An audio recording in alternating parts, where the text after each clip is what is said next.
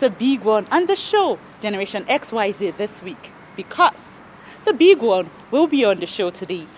The legendary bad boy. He has done it all in the movie industry, and he has collected numerous awards for this. And he has been using these awards to climb up the ladder still. I'm talking about no other than the legendary Nollywood It Boy, the bad boy. His name, drumroll please, is Jim Iyke. Yes, on our program today, we will be celebrating the legendary Nollywood actor, Jim Iyke. We'll be seeing how he has come up in the industry and what it takes to stay up in the industry. My name, as always, is Ehiko Oicho. I am the daughter of Agatha and Onimo. But before we get into Jim Iyke, let's talk about the struggling Abuja music artist. His name is Max King.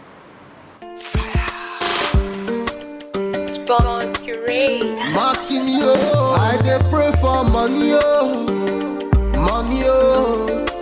Poverty far away, brokenness is far away. I dey pray for blessings, all America, trouble please far away, problem please far away. I dey pop my champagne, oh, champagne, oh. Pop away this stress, pop away this pains, and I dey sip my energy, oh, with my enemies, so me I got no fear, why? Cause I dey pray. If you check, I God did the runner, say I God did the runner. Everything I do, I God did the runner, say I God did the runner. Everything I get, I God did the runner. See now God did the runner. Everything I be, now God did the runner. See now God did the runner. For my life, you can see I the told you. If you good, if you bad, I the told you. All I do is praising, yeah. If I fall, if I rise, I the told you. Yeah.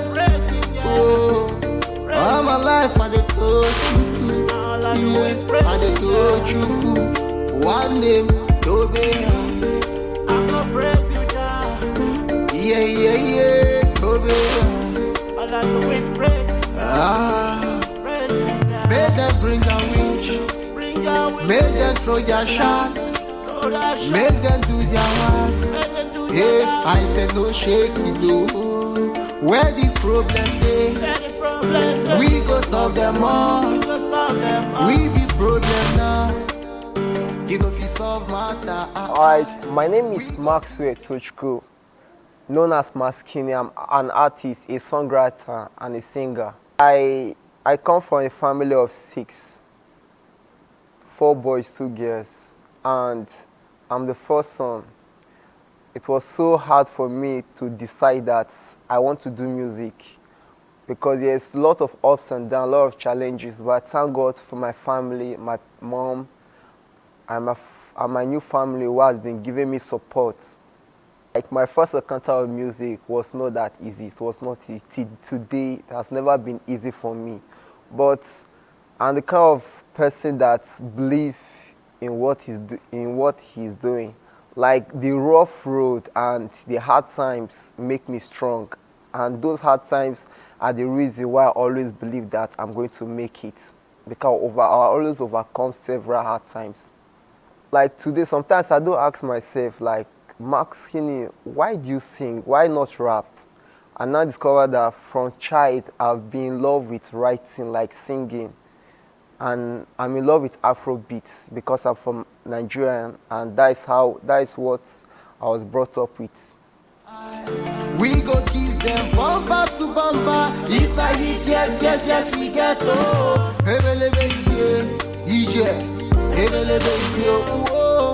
We go give them bumper to bumper. If not crazy, if not love, just we get oh. Alright, what I was saying in the video, the message on that song is about believe in yourself, hard times, soft time, and you should also believe in your dreams. And the video was shot by Network, and the location was in Masaka and Gwandara, Nasarawa State. currently now, I won't lie to you, like the person I'm dreaming of working with currently now is Burna Boy and Davido, because I feel like anytime that I'm writing song or doing music, I just feel like if I'm with these two people or any of them in the studio, I think that we can bring out an unexpected vibe and fire that people won't believe. Great plan when it comes to music. Like, I don't believe that I've not even started yet. I've not even have the chance for me to show what I have deep inside me and for me to explore what I have concerning music. I'm just looking for the opportunity, but I'm still working towards it. Once I get it, I believe that I don't have to talk more. The world is going to see what I can do. We go solve them all.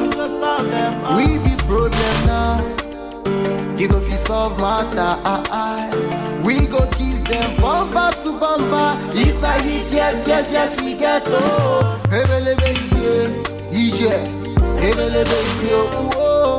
We go give them bumper to bumper. If not crazy, if not love, yes we get oh.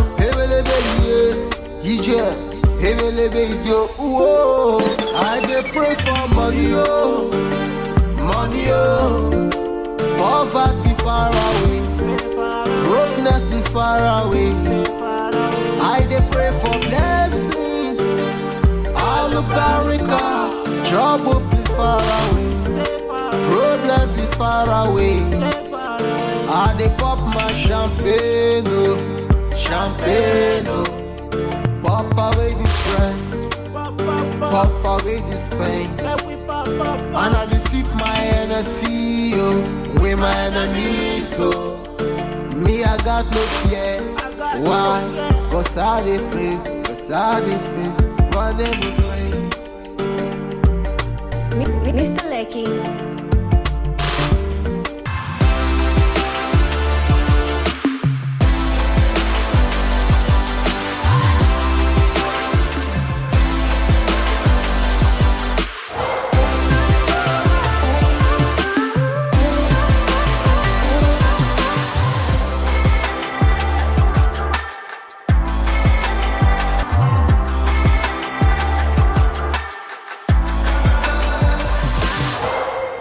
Welcome back to the program. It is now time for us to take you to our AI segment where the lovely Toybat is waiting. To being one of the 5 original co-founders of Cellular One, which was the first commercial cellular telephone system in the United States, I also coined the term Internet of Things in 1985. Internet of Things, known as IoT, has the potential to revolutionize industries and daily life at unprecedented levels. But this could come at a cost. Welcome to the Genesis. Internet of Things is simply the interaction between individuals and things, and between things themselves for a smarter world. So let's break it down even further. Let's say a 6-year-old has many toys that can talk to each other and do things without the child touching any of the toys. That's Internet of Things. So the child's toy car could inform his toy house to turn on the lights and open the door to warmly receive its owner. That's like an idea of what IoT is all about. So objects powered by IoT collect data, exchange information, and can be controlled remotely, thus allowing for automation, optimization, and new functionalities in various aspects of our lives. IoT is the major technology behind smart homes, factories, and cities.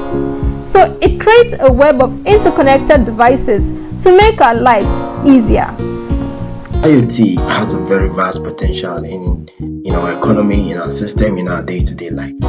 Okay, we're talking about efficiency, automation, data-driven decision making, enhanced user experiences, and the creation of new business models and services through interconnected devices and systems. The concept of the Internet of Things and the term itself first appeared in a speech by Peter T. Lewis, a telecommunications expert, way back in 1985. He predicted that not only humans, but machines and other things will actively communicate via the internet. And years down the line, it's doing just that. I had no idea back in 1985 that my concept would enable devices and device managers to collaborate within the internet domain, which is now called the cloud, and that would blossom into being the fastest growing technology in the world. Now, tens of billions of products and devices use IoT for remote monitoring, device on and off control, control of settings, and even the manifestation of events and event notification. There are already issues of concern among industry players. The 2003 American movie, The Italian Job, paints a picture of the risk involved in IoT, where a bunch of thieves were successful in their haste by manipulating things powered by computer systems, such as traffic light hacking, for instance, among others. The gold is coming to us. Gridlock every route except for the one we choose. Force that truck to go exactly where we want it to go. Stop them before they hit the streets. Sick, guys. Moment of truth.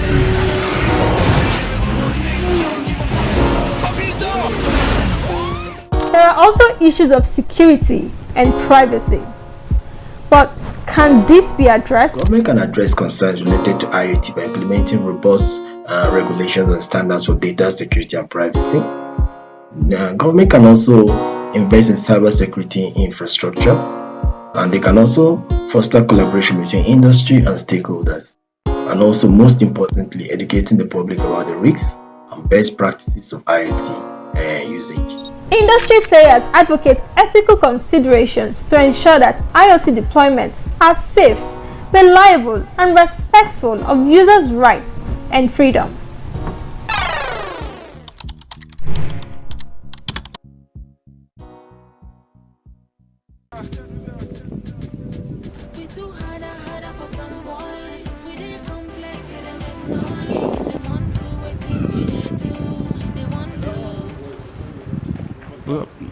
My name is Alice. Can I get to meet you, please?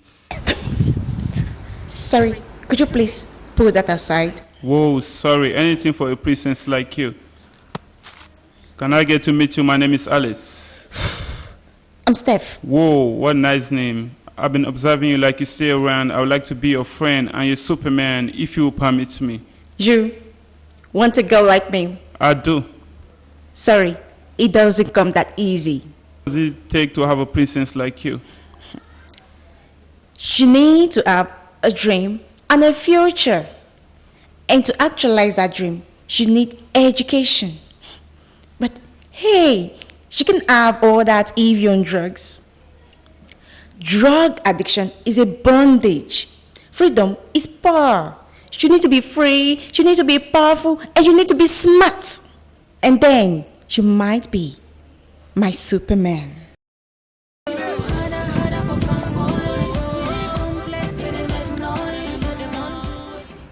And you, if you want to be great, if you want to have a bright future, then don't do drugs.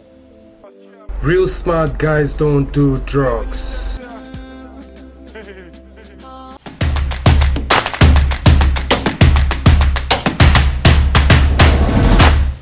Thank you, Toybots. Now, if Jim Ike is your role model, then let me tell you that you made the right choice. And let me also tell you that you are on the right show, because on today's episode, he is going to be inspiring a lot of young people.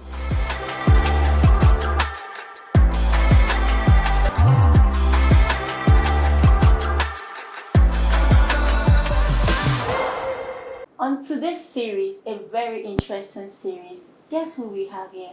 We have the it guy, the everybody's guy, the Gen Z's millennial guy. Nobody else than our only Mr. Jim I. Hey Belushi, how you doing? Fine, sir, thank you. My pleasure, always my pleasure. You finally cornered me, huh? Yes, Okay, and good. thank you for this. No, that's my pleasure there. It's my pleasure. I love your program, by the way. I've seen a couple of it. I think you're doing amazingly well. I grew up in 3 countries, basically. I grew up in Gabon, in France, as well as Nigeria. I have 7 sisters. 1 died. An only son. Loving parents for the most part. Oh. They told us about this thing that it was an audition for extras. Ramsey Noah, JT Tom Wells of Blessed Memory, Chidi Mokeme, yes. What's his name? Francis Drew. These were the big Francis guns. Drew. Big guns then. I was just a kid about to serve and all that. So when I came out, the idea was to quickly earn my 2,000 naira and move forward. It was with Ramsey Noah. I was supposed to play, what you call it, snooker, right? And they said action to do the snooker shot, and I froze. Wow. I don't know if it was Stage fright. Stage fright. You were nervous. Intimidation. I mean, this is Ramsey Noah, and I'm looking at them and I froze. And I remember the director saying, "He need a talk, na deaf and dumb." And they tried 2 or 3 times. Each time they did like about 4 or 5 takes, and the director lost it to push ball. No problem. My hands were shaking so bad, so they kicked me out. Wow. They kicked me. So my first foray into acting was a disaster. But let me tell you, that is why you should not underestimate an experience. Because that was my moment of epiphany in a sense. That was what struck you. Yes, that's what struck me at that moment. That what is this thing I'm feeling that I've never felt for anything in my life?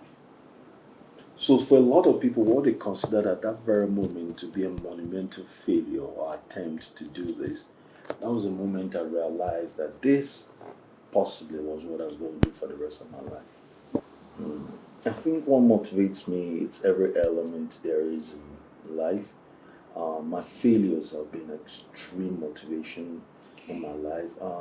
Every time I had a door shut in my face, every time someone said no to me, every time I failed at an endeavor, every time I fell short, every time I made a mistake, more than anything else in my life, those were things that motivated me to be better. How are you going to deal with a Gen Z if you've not had the full experience of being with Gen Z? So life is an experience. It's an outside body experience. A lot of people say life is that we're people living a spiritual experience. No, we are spiritual beings actually living a physical experience. Yeah. So I take nothing away. Every time I didn't get it right, taught me to get it right. Every time I got it right, taught me how to enhance it. Let me tell you, what changed me was in my moments of peace. You understand? Is when I was able to calm down and look at my son and he's doing stuff that I could not imagine doing at 5. Then I'm like, I need to behave myself for this little guy. It was when I hit a certain financial figure and I was still acting like I was broke. Like, if you ask me for 10 naira, I will shout at you. Then it dawned on me, I'm really learning now. You understand? Yes. Then the desire to please people came from maybe 30% to zero. Like, I'm at -0 now. Yes. Because I could sit down here and I did a deal. I will tell you a little about it. I did a deal where 2 of the guys I did the deal with immediately went to a dealership and bought.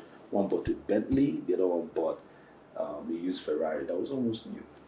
And the next day I showed up at the Bentley guy's house after a month when he got the guy. I said, "Guy, I want to borrow your car, go somewhere." And I was like, "Now you make money pass all of us for this group. How come you don't want to go buy yours?" And no, but that had evolved. So if Bentley is your thing, no, I'll come and borrow your Bentley. I'm not opposing you, all of you are opposing. But I will never buy my money. I took my money and put it in investment somewhere.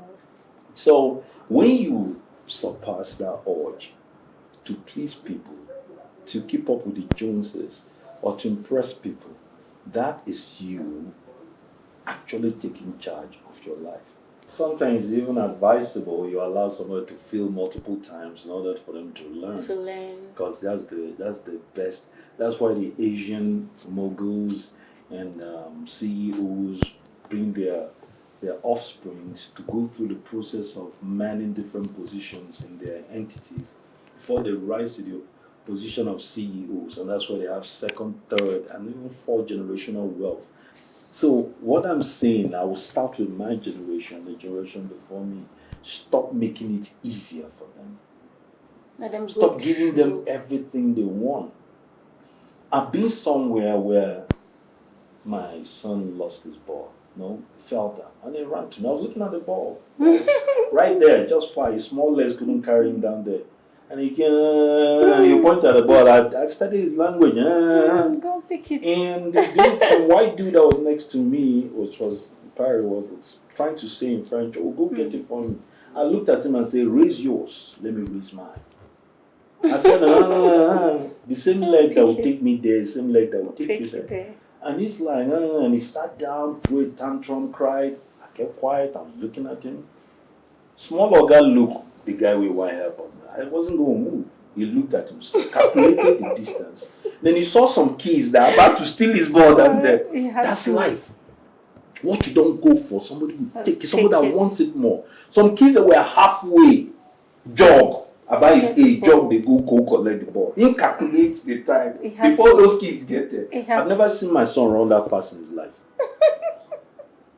How he closed the distance, crossed those kids, got to the ball before those girls, and claimed ownership and ready to fight. I sat down there.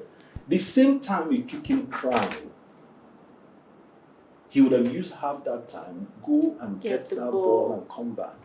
I didn't have to say a word to that boy. He learned every lesson there is.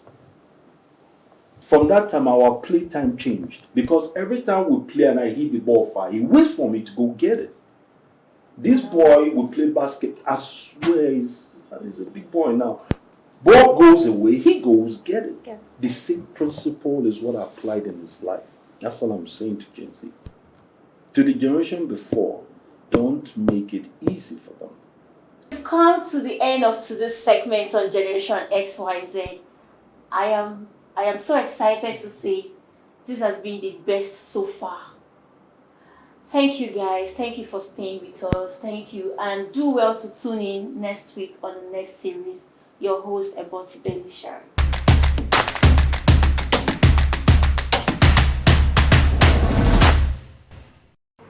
It's a promise kept. And this is just the beginning.